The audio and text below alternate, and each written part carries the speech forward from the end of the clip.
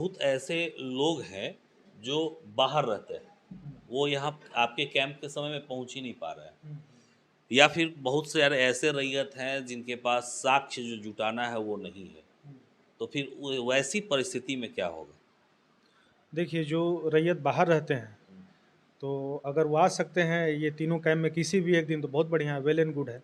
अगर नहीं आ पाते हैं तो उनके लिए जो हमारी ऑनलाइन सर्विसेज हैं, वो पहले की तरह निरंतर जारी हैं और आगे भी चलती रहेंगी। और इस कैंप में अगर हम लोग सुधार कर लेते हैं, जितना हम लोग का टारगेट है, तो उससे हम लोग में जो थोड़ा-सा लेट होता था काम करने में, वो भी स्पीड पकड़ लेगा।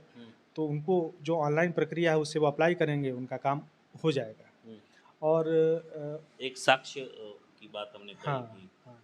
साक्ष्य देना एकदम आवश्यक है। हाँ, देखिए, क्योंकि रैयती ज़मीन से संबंधित मामला है और जो संबंधित रैयत है, उनको अपने ज़मीन से संबंधित कोई ना कोई साक्ष्य, चाहे पुरानी रसीद हो, दस्तावेज़ हो, तरह तमाम की चीज़ें, पंजी 27 का नकल हो, दाखिल-खारिज का नकल हो, कुछ भी, उनके पास जो भी उपलब्ध हो, उसका साक्ष्य उनको देना होगा। और अगर साक्ष्य नहीं रहता है, तो उसमें जो हम लोग के विभाग की गाइडलाइन है कि दखल-कब्ज़ा देखने के लिए या खाता खेसरा चढ़ाने के लिए हम लोग उसपे पैमाइश करा के भी आकलन कर सकते हैं। तो वो प्रक्रिया करके हम लोग उसको चढ़ा सकते हैं। लेकिन इस पूरे अभियान में विभाग का स्पष्ट निर्देश है कि किसी भी प्रकार के नियम कानून का अवहेलना नहीं करना है, कोई नियम कानून शिथिल नहीं किया गया है।